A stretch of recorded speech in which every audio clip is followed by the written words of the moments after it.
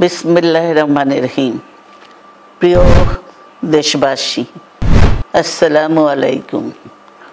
রক্তস্নাত July August 1 বছর পর আমাদের মাঝে ফিরে এসেছে।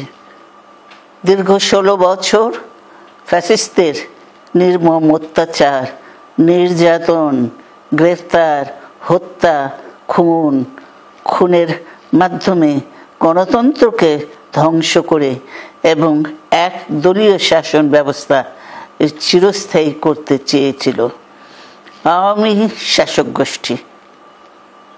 ছাত্র জনতার সম্মিলিত অভ্যুত্থানের মধ্যে দিয়ে ফ্যাসিবাদদের পতন ঘটেছে। সুযোগ সৃষ্টি হয়েছে নতুন করে বাংলাদেশকে গড়বার। এই আন্দোলনে যারা শহীদ হয়েছেন তাদের জানাচ্ছি আন্তরিক শ্রদ্ধা, আহতদের সমবেদনা। তাদের এই আত্মত্যাগ জাতি চিরকাল মনে রাখবে। গুম, খুন, বিচার বহির্ভূত হত্যার শিকার যারা হয়েছেন তাদের তালিকা প্রস্তুত করতে হবে। দ্রুত বিচারের ব্যবস্থা ও রাষ্ট্রীয় স্বীকৃতি নিশ্চিত করতে হবে। প্রতিটি পরিবারের সম্মানজনক পুনর্বাসন ও নিরাপদ ভবিষ্যৎ নিশ্চিত করতে হবে। প্রিয় দেশবাসী,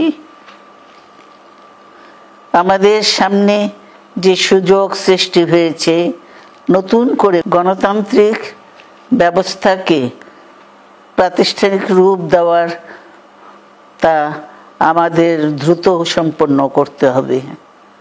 কর্মসংস্থান সৃষ্টি করতে হবে, জনগণের নিরাপত্তা নিশ্চিত করতে হবে। সর্বোপরি বাংলাদেশের স্বাধীনতা, সার্বভৌমত্বকে রক্ষা করতে হবে যে কোনো মূল্যে। বীরের এই রক্তস্রোত, মায়ের অশ্রুধারা যেন বৃথা না যায় তা নিশ্চিত করতে হবে। ঐক্য বজায় রাখতে হবে।